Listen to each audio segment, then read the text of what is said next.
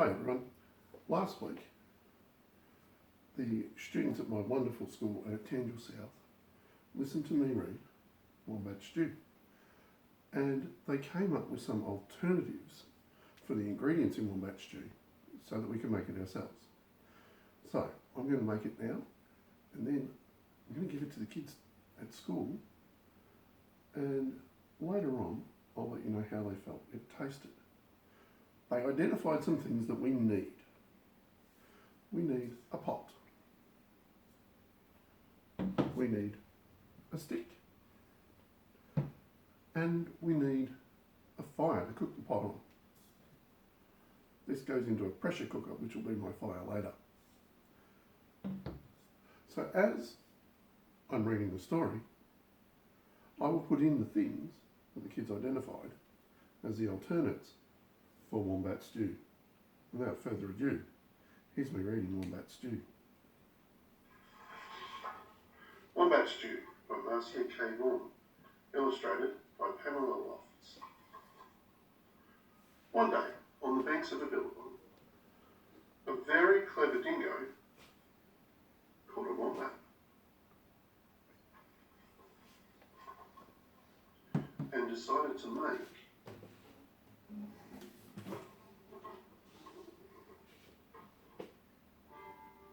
Wombat stew, Wombat stew, gooey, brewy, yummy, chewy, Wombat stew.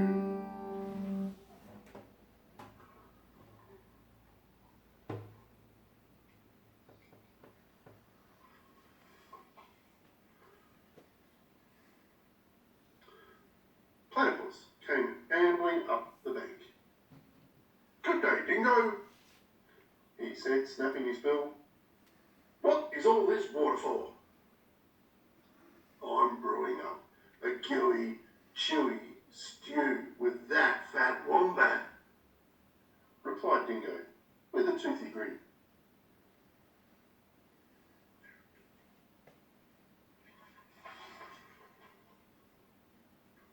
"If you ask me," said Platypus, "the best thing for a gooey stew is mud.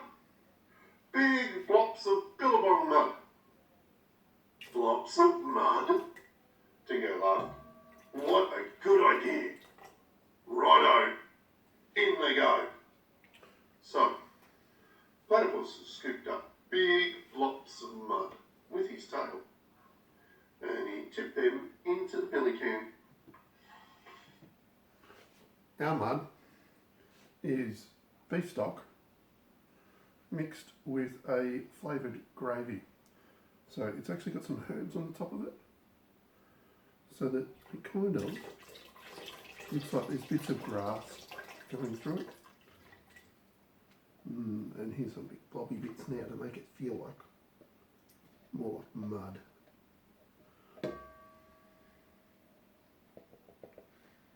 Oh, smells good already.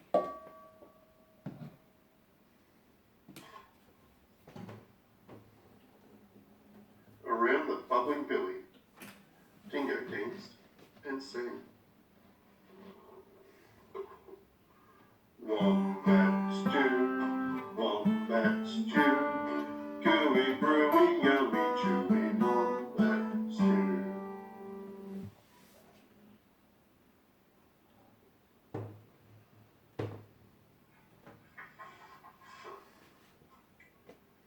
Waltzing out of the shade of the ironbarks came Emu.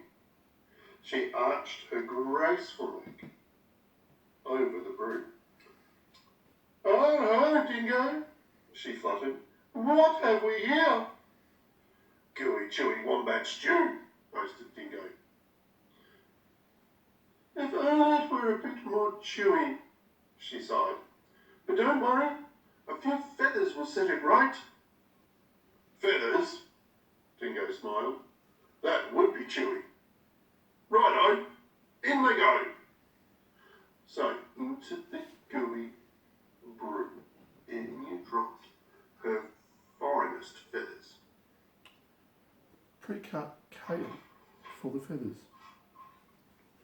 Around and around the bubbling billy, Dingo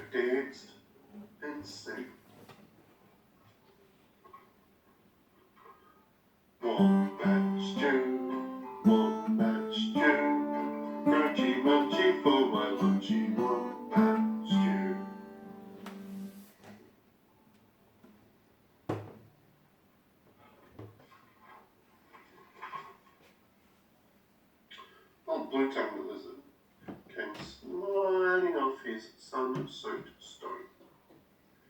"Silly dingo," he hissed. "There are no flies in this stew. Can't be wombat stew without crunchy flies in it." And he stuck out his bright blue tongue. "There's a lot to be said for flies," agreed Dingo, rubbing his paws together. "Righto, in they go." So Lizard snapped 100 flies from the air with his long tongue and flipped them into the gooey, chewy stew. For the flies, we thought black peas would go really well. Now, we couldn't find those, but we found their very, very close cousin, black beans. So, righto, in they go. Can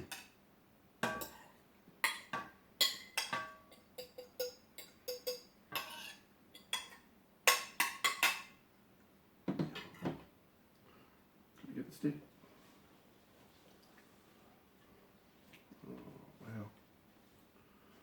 I know you guys can't see this, but it is looking great.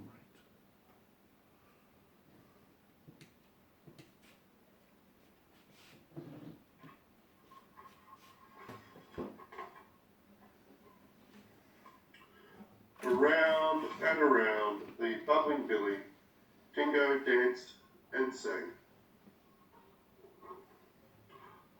Wombat stew, wombat stew, crunchy munchy for my lunchy wombat stew.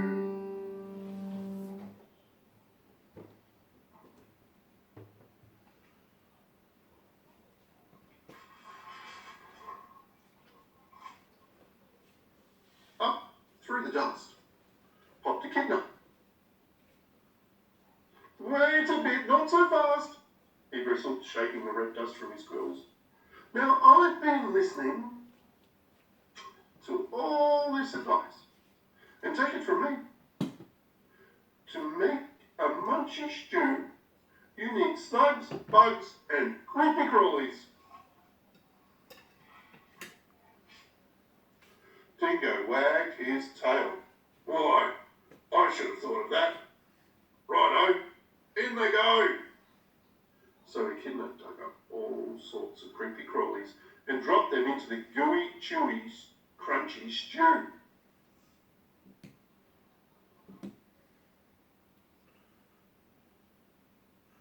Julienne carrots to represent slugs. And the other bugs and creepy crawlies, that is a 3 bean mix. We initially said navel beans, but I thought, why not get some different coloured ones in there as well? So, lovely looking slugs, bugs and creepy crawlies.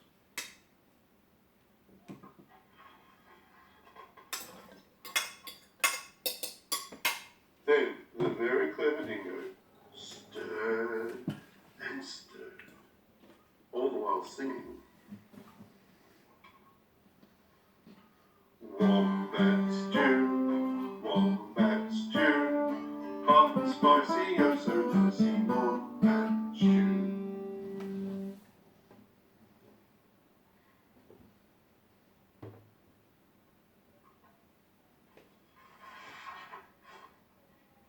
Just then, the sleepy-eyed koala climbed down the scribbling gum tree.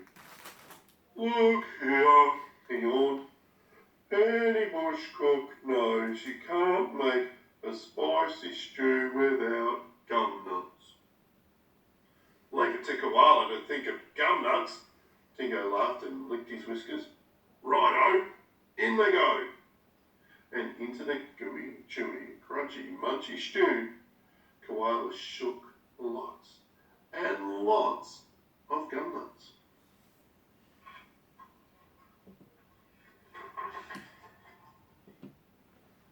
The gum nuts was an interesting one. My students actually named a whole lot of different nuts that could be used for the place of gum nuts. And then one of them said, "What about if someone with a nut allergy wanted to eat this?" So they thought some more, and they came up with the idea of croutons, which is basically toasted bread. So we've got some croutons to go in as being the crunchy part, but so that they stay crunchy,